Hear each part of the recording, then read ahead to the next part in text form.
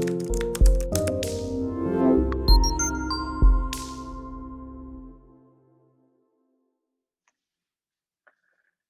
everybody.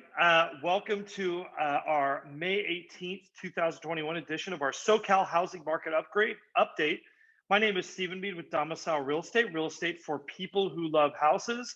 And this is not clickbait, right? Like, this is not something fake. I actually have absolutely great news, whether you are a buyer or a seller. And before I launch into the stats this week, I want to tell you a little bit about why this is great news. I think a lot of people in our marketplace sort of assume that if you're in the real estate profession, that what you want is a hot market, and actually a hot market is not a good thing. And I've mentioned this before, and some of you have kind of thought like, well, why isn't a hot market a good thing? I think what most real estate professionals want is a sustainable market that is moving forward with strong demand and a decent supply of homes. I would say that's probably, if you were to ask me to describe my perfect real estate market, the one that I think is the most enjoyable to work in when working with both buyers and sellers, it's really kind of that market that's balanced, maybe tilted a little bit towards the sellers, but definitely with a lot more inventory than we have right now.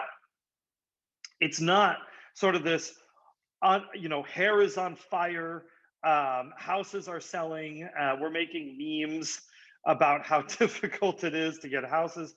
That's actually not the most desirable market. So I'm going to launch into the statistics because, I think we really have a sign that we're kind of turning a little bit of a corner, or having a market that's transitioning to something that's a little bit different than it's been so far this year. And I think it's actually really a good thing. And I mean that whether you're a buyer or a seller.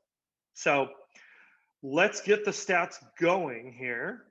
I'm going to go and bring these up. So starting off, we have our total active listings. And, if there's one thing that you've probably heard talked about everywhere, and I don't care what kind of real estate pundit you've heard this from, everybody is agreeing on this. We have a major inventory shortage on our market. And it's the reason why we really started calculating this total active listings. And look at what we have in both of our price categories in LA and Orange counties. We have an increase in inventory, not even a little increase, right, of active listings, a pretty decent one in both of our price categories. This actually is nearly a high point of inventory for that $1 to $2 million market since the beginning of the year. I think we're pretty close to hitting that early mark of inventory. And I'm also hoping that if we look here, we're heading on our way back towards meeting that sort of high point at the beginning of January of this year. So item number one is that there's more inventory. Now, if you're a seller, you might not think that this is really good news, and in some ways maybe it isn't. But I'm going to tell you, I think you're going to get buyers that behave better. And I'm actually going to go off. I'm going to go off the screen here a little bit, because I think this is something that needs to be talked about. When we have a market like the market that we've been in for the beginning of this year, you have buyers who act out of desperation. And what that means is buyers will often say and do anything to get their offer accepted. And then if you're a seller and maybe you're off buying another house, you are suddenly in a position where you don't have a lot of leverage, right? It is 15 days before closing. You have a house you're moving to, and to have your buyers kind of pull things, right? And I think that reality is that when buyers are making offers essentially under duress, you're not going to get the best buyer behavior later on in the transaction. I think you're taking a lot of risks. So even though it may seem like more inventory is not a great thing for sellers, when you are in a position where we have such little inventory as we have had, I think increasing that a little bit really is a good thing for sellers, because you're going to get better buyer behavior. Obviously, if you're a buyer, it's pretty easy to see why this is good news for you. More choice is always a good thing. So if we move on kind of to our supply, this is where we are. We're kind of treading right around our high point here. We saw a slight decline week over week in our under 1 million new listings. But you see, we actually reached a new high point in our $1 to $2 million price category. This news could be better. this graph could be accelerating up like this, but I will kind of take what we can get on this front. Overall, when you look, we are still at a much better position than we were in through, through February in terms of those new listings coming online. Now, if we look at the supply, so if this is the supply side, right? Like we want to look at that demand side of the equation. This is where things actually get a little bit better. If you are if you're in that entry level price category, you're looking under $1 million. What do you look at when you look at this graph all the way through? Is, to me, what's interesting is exactly how constant this has been. Part of this tells me that we've been a little bit inventory constricted, that maybe there was actually more demand here. But the problem that we had is there weren't any more houses to sell people, right? Like we kind of hit a cap on exactly how many houses people could buy. When I see this go down over the last week, something that I've been noticing a little bit in the market is I think there's a bit of buyer fatigue out there. I'm hearing about buyers talking about maybe they want to rent for a while. They don't like this market. They don't like what they're seeing. They don't like the prices. The good news is of all those things that buyers don't like, a few of those are correctable problems pretty easily that won't disrupt our market. I think if there's more availability in the marketplace, I think you see, well, the buyers will jump on that inventory. So I think that this is kind of a momentary drop in demand. And the reason why is we still have some good market fundamentals, but we have some psychological things at play. Now, if we look at the absorption rate, this is really more good news towards a normal market. So, if we're looking at this, we're in kind of the low 80s and the high 70s, right? These are still very much a seller's market, but these are much more towards a normal seller's market type of numbers, not a crazy, I will pay anything, I will waive everything type of a seller's market. And as I mentioned, I really think that's a good thing for buyers and sellers to not be sort of operating in sort of panic triage mode. And really, that's the way our market has been operating. So when I look at these numbers, I mean, this really is a low point of absorption rate for the year. When we're talking about absorption rate under $1 million, and it's also really a low point for any point past, going all the way back to the middle of January. It's a low point for a $1 to $2 million price point as well. This is still, like I said, a very strong market. It's just not an insane, crazy market in the last week. And I think that's really a good thing for everybody. This is the one that actually surprised me a little bit, though. One of the things that you might be noticing here is if you look at all these graphs on prices, and just as a reminder, this reflects where we were 4 to 6 weeks ago, but almost every single one of these charts reverted the price growth that we saw last week. So our upper end here, our 75th percentile, we reverted almost all the gain we had last week. Our median, we reverted all the gain we had last week. And our entry level, we reverted nearly all of the gain of last week. But if you look kind of throughout here, these humps are sort of something that we tend to see, right? We see a big run up and then a little bit of a drop, a big run up, then a drop, a run up, and then a drop. So I'm really curious to see what happens next week. Did we sort of reach a point where the market was like, we need to take a breather on these prices? We're not ready to absorb higher prices quite again yet. One of the things that I've talked about a number of times, I don't think I've said this in a while, is, people talk about homes are going to go up 6% this year. And they think that means every single month we go up 0.5%, right? Well, that's not how the graph looks. The graph doesn't look like that at all. We have periods where the prices jump, then sometimes they pull back and ease a little bit.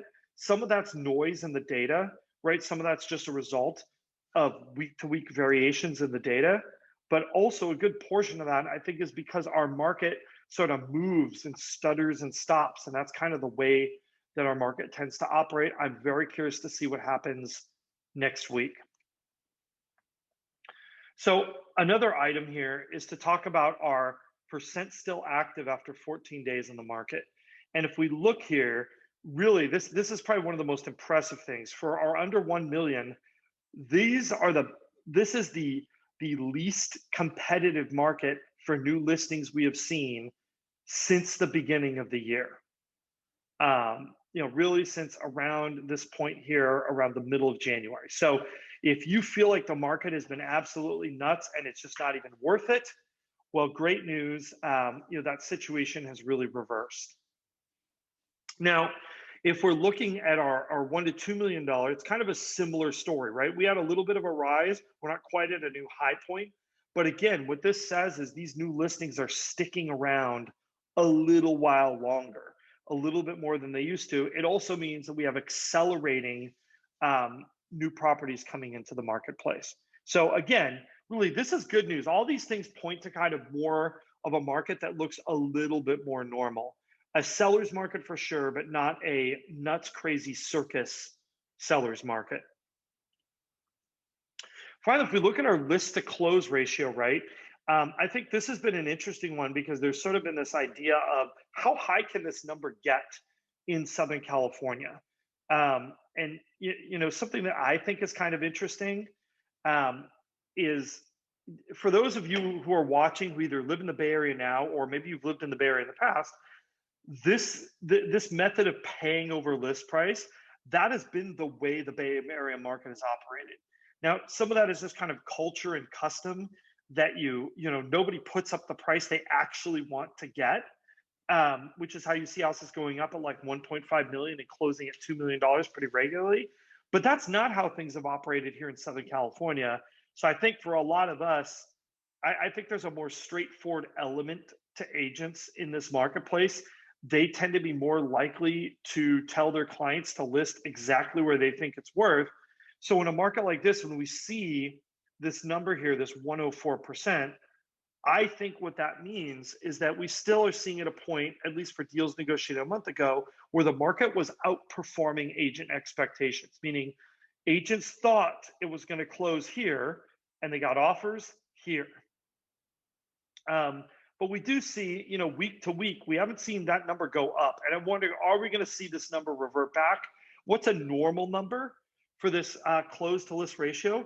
Honestly, a normal number for us is around a normal market's 98, 99%. That's kind of where the numbers normally are. So anything over 100 means the market is sort of outperforming agent and seller expectations because they're putting homes on the market and they're seeing them get bid over where they thought they were going to go. So the other thing we have kind of interesting here is our days on market for new contracts. Now, in our competitive under $1 million market, that has not moved. I think what this means is those really great properties are still getting snapped up very quickly, and other things might be sitting a little longer. So what we might have seen is a divergence, right, between the prime desirable properties, which are still going quicker, maybe even more quickly than they have in the past, and also are, the properties that are sitting. So this is averaging out to similar days on market. But what I think you do notice here is we have hit a bit of a bottom on this, right? It's not dropping. I think if you look throughout the spring, this number just drop, and now it's in kind of this more stable type of a moment. Maybe it's a slight drop, but really, in the past month, we haven't seen anything really move on this market. We've even kind of bounced a little bit here in our 1 to 2 million. Still a very, very low time on the market, but I don't think we're seeing these kinds of big drops like we were throughout the spring. This is much more of a market that's starting to look like it has some kind of semblance of an equilibrium. Finally, we have our affordability index, right? And two things have happened in the last week since we had this kind of high number over here. And the two things that have happened are interest rates dropped a tiny bit and our median prices pulled back a little bit. And from an overall economic standpoint, right, I believe that consumers really make most of their decisions based on payment. When it comes down to it, it isn't the price of the house. It really comes down to that payment level. I am very comfortable with payment levels that are around this 110%, 111, 115% mark. That basically says that since June of 2018, so 3 years ago, the payment on a median priced home is only 10 to 15% higher than it was 3 years ago. I feel like those are pretty sustainable numbers. I don't think we are in an affordability crisis, even though I think the nominal prices for the house, the price you see the listings come up at, might have kind of a mind sort of blowing, um, a mind blowing look to those numbers. The reality is that from a payment perspective, we're actually in a really good spot when you look at this. Finally, if we take a look at our prevailing mortgage rates, look where we were in 2018, in the fours. These numbers, through 2019, 2020, then we can kind of see things rose up here a little bit, and then they started dropping back down. We're now looking kind of more like our March 1st ish, more prevailing mortgage rates. And honestly, if they stay at this level, I think that's a great place. I do think they are going to go up. How fast and how soon? That's sort of the $1 million question.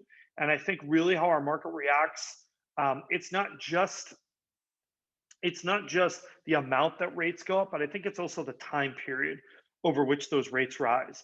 So, even going to 4.5%, if that happens in a month, right, that's very jarring to a market.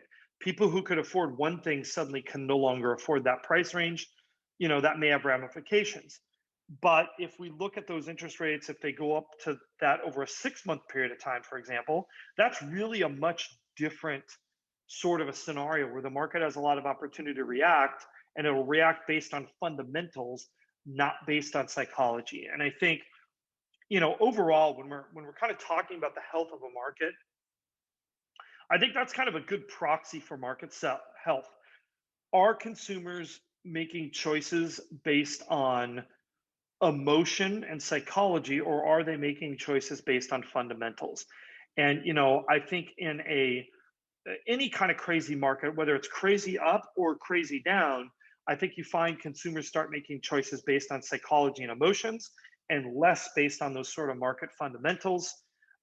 That's the reason why I really sort of welcome kind of the news this week, because this market is starting to look a lot more like just a normal brisk market instead of a circus-like market, which is what we really saw this spring.